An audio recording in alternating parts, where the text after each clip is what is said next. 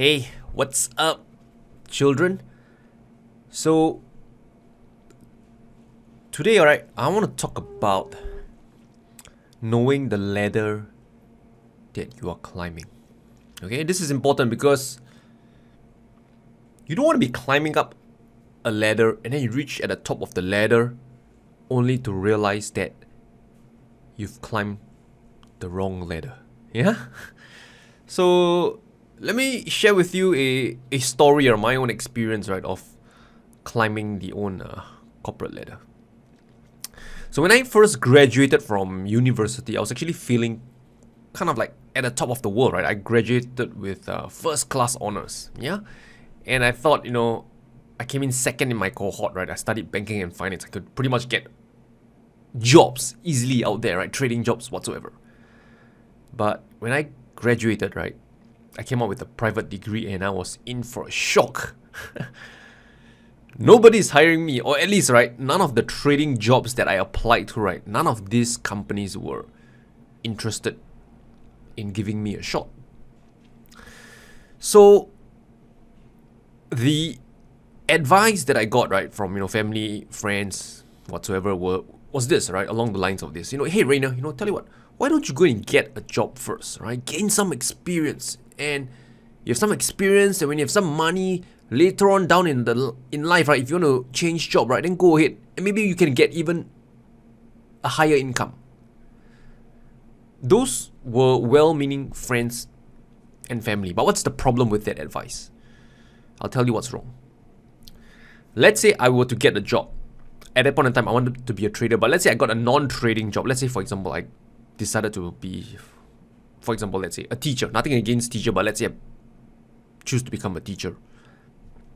Work at the teaching profession for a few years, right? And then maybe at a comfortable salary of maybe, let's say, $4,000-$5,000, right? After working a few years. And then I want to go and become a trader. Would that transition be possible? Would that be easy? Well, let's think from the company standpoint. Let's say a trading firm wants to hire a new trader. Would he hire someone who has been a teacher for, let's say, for the last 4 years, earning $5,000 a month, with irrelevant experience to trading the markets, and with a lot of, previous baggage from the earlier job? Or would he rather hire someone who is a fresh graduate, not asking for $4,000 or $5,000, maybe $3,000 or $2,500, and the fresh graduate is happy because he has no prior experience. His mind is like a sponge, it's empty, willing to soak up, right, the new stuff, right, that's about to come his way. Now, if you were an employer, who would you hire? The teacher with, 3 or 4 years irrelevant experience and with a starting salary or previous salary earning at about $5,000, meaning he has certain lifestyle that he's really comfortable at. So that's why that's the minimum amount of salary that he's used to. Or would you hire a fresh graduate with nothing on his mind and he's only asking for $2,500 or $3,000? If you're an employer, who would you choose? So as you can see, at that point in time, I knew that if I were to climb the corporate ladder and it's not the trading path that I want, after a number of years, I will be stuck in that position. I will have experience in the workforce, but it's not going to be a relevant experience to the dream job that I want. So, what did I do? Well, I caved in, yeah? To be honest, I caved in. Because at that point in time, I see that, my peers, those who didn't do as well as me in studies, or second class, third class honors, or just passed, they already have jobs. And here is, Rainer, the guy who got second in his cohort, first class honors, can't seem to find a job. So the peer pressure is there, right? When you see your friends getting job and you did better than them academically, right? Your family, right, will start to wonder, Rainer, why are you not able to get a job? So the pressure is there. And I gave in, right? So eventually I think this is the only official office job that I had in my life. I worked for this company that specialized in doing hedge fund administration. I have no idea what the hell that is. So I was there for 3 months. After 3 months, right, they said to me, hey, Rainer, you passed probation, congratulations, we'd like to now offer you a full-time contract. And I said, nah, I'm out of here, bye-bye. So I left after that 3 months of probation. Yeah. So I gave in, but at the point of time, after 3 months, I know that path isn't for me, because if I were to go down that path, work for a few years, get used to my salary, you know, as the increment happens over the years, right? I will get so used to that lifestyle that I will never want to pivot back to trading again. Yeah. So, well, eventually, long story short, I got hired as a proprietary trader. You know, I think I shared the story in my earlier videos, yada yada, and I got the job as a trader. But let's say, right, you are now in my shoes. Maybe you have just graduated, and maybe there's a dream job that you want, but there's no offer yet, and you don't want to climb the wrong ladder, as I've mentioned earlier. So what can you do? I have a few advice, right, or a few advice to myself if I were to go through that experience again. Number one, prove that you have an interest in the job that you're applying. So for me, right, when I got that interview at the proprietary trading firm, I remember that I pretty much excel or ace, right, at almost all the interviews that came my way from all these different trading firms. Of course, not all of them gave me an offer, but during the interview, the first stage interview, I pretty much, blew them all, away. And why is that? It's because I was so super interested in trading, right, compared to the other candidates. And how do they know that I was very interested in trading? Well, I literally bring down my charts, right, to the resume, telling them where I buy this particular market, where I sold and stuff like that. I explain to them my trading strategy, my methodology, right, and stuff like that. I brought evidence down to the interview to prove my interest in trading. Yeah.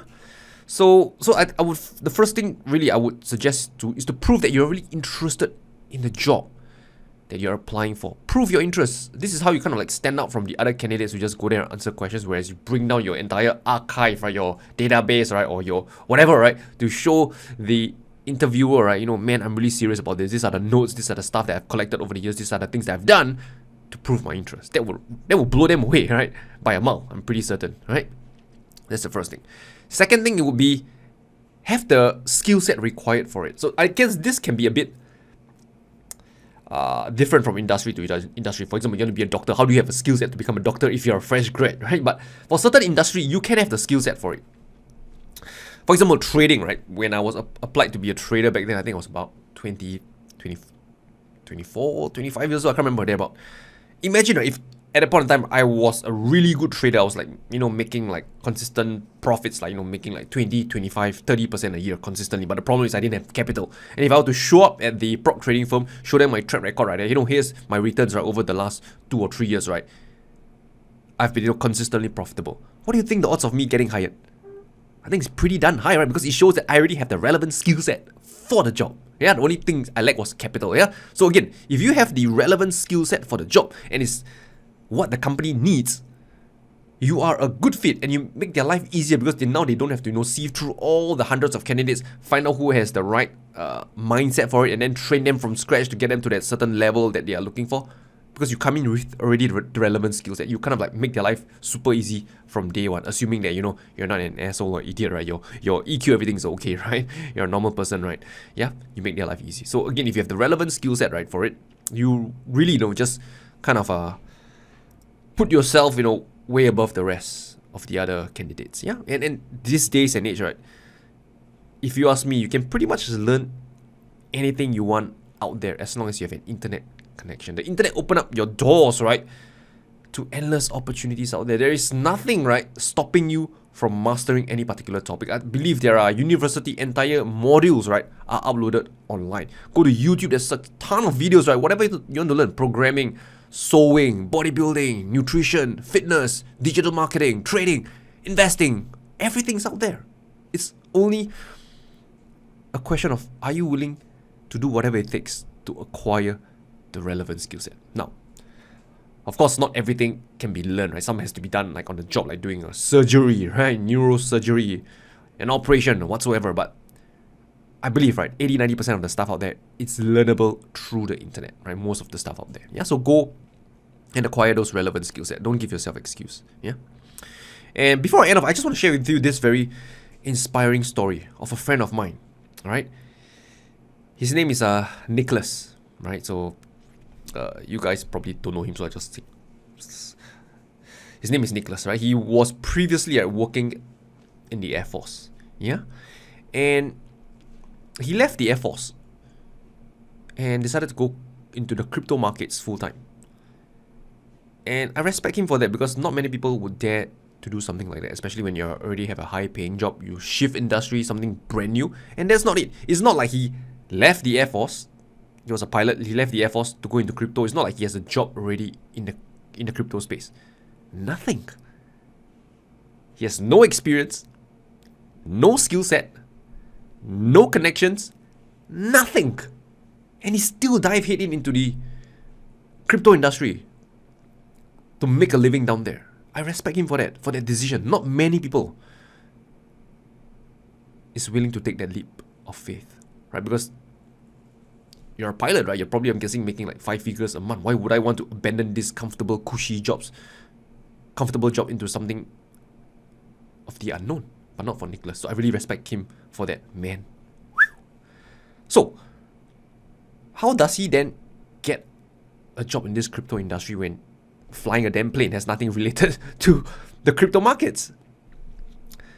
So this is where he shined, right? So Nicholas, of course, he is not waiting to be spoon-fed. He's not waiting for, like, you know, things to fall onto his lap all into place, right? And then you just he's not waiting for all the stars to align. Rather, he goes out there and make the stars align for himself. So this is what he did, right? So first, he needs the relevant skill set. And how does he do it? So in the crypto markets, I think he's getting involved a lot in the smart contract, right? So you need to have programming knowledge. He wasn't a programmer at all, so he took up courses on programming, bootcamp on programming. Some of them are free online on YouTube, and some, of course, he has to pay money for the bootcamp to attend it so he can acquire the necessary coding, programming skills. I think it took him like for about 6 months to a year, right, to get up to speed in programming. Or maybe lesser, I can't remember the exact timeline. Then what happened next is that a friend, right, of his is already in the crypto market. It's like a founder of a company, and his friend realized that, hey, Nicholas has some programming knowledge. We could use some talent of his, right? Although it's not an exact fit, but since he has already this foundational level of programming knowledge, right, it's not difficult to kind of like learn a bit more, and that a bit more will be applicable, right, to what the company is looking for. So that's how Nicholas got his first job. By acquiring the essential skill set, right, and having, some of you might say, oh, it's luck, right? He happened to have a friend who works in the industry, that's why he pulled it in. But no, he created the luck himself. If he didn't take up the programming knowledge, the bootcamp or whatsoever to acquire himself to know how to program, he wouldn't have gotten a job in the first place. So he created the luck himself. Yeah. So once he got a job down there, he's working for the firm, he upgraded his skill even more because, you know, when you're working in a day-to-day in the company, right, dealing with, you know, smart contracts and stuff like that, you naturally get better at programming. Right? I think most programmers can agree with this, right? If you're a programmer for 10, 20, 30 years, you're probably better now, right, compared to, you know, when you first started out. Yeah. So Nicholas does programming. And I spoke to him recently and he said that his end goal is actually to do audit the codes, right, of smart contracts, or audit the codes of the blockchain and whatnot, right? It's quite a lucrative job to do.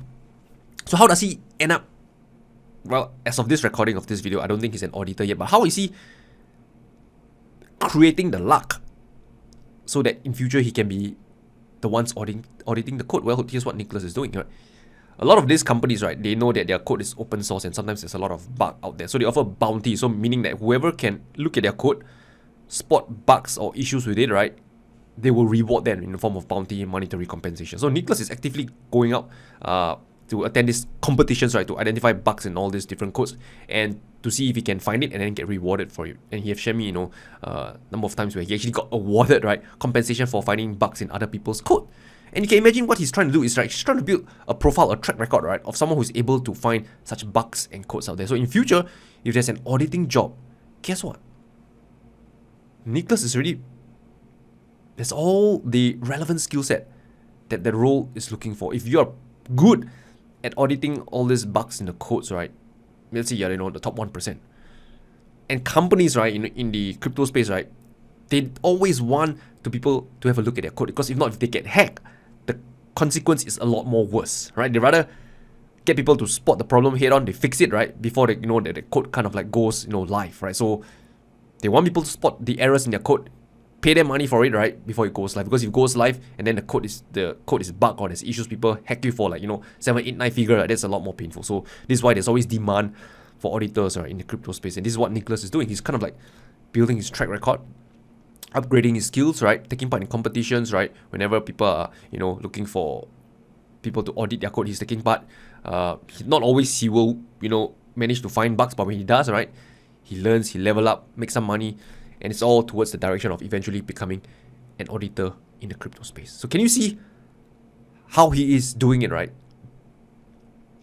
Basically acquiring the relevant knowledge, acquiring the relevant skill set. He is not waiting for the stars to align and fall everything on his lap and then he just grab it. No, he's creating luck on his own. Yeah. And I hope you guys and girls watching this, you will go out there and create your own luck. Okay, so anyway, just to kind of sum up, right, today's video, I talk about know the ladder that you're climbing on. Don't climb the wrong ladder, because sometimes if you climb the wrong ladder 5-10 years later down the road, you want to make the pivot, it can be a lot more painful because you really have a lot more at stake. So know the ladder that you're climbing from the start. And when you know what you want, sometimes the job, you may not get an offer. So what you want to do is to prove that you have interest in it. Acquire the relevant skill set and knowledge of it, right? Know what your employer is looking for. Get the relevant experience and knowledge. Doesn't mean that you have to work for the company to acquire the relevant knowledge and skill set, because just like Nicholas, programming is something that you can learn online on YouTube, take bootcamp courses and whatnot. From there on, right, when you do the things that is kind of like required of you, right, that is what your employers are looking for. Somehow the stars are aligned. The universe has a way of opening up doors for you. Yeah, and yeah, that's pretty much it. I wish you well, and I'll talk to you soon.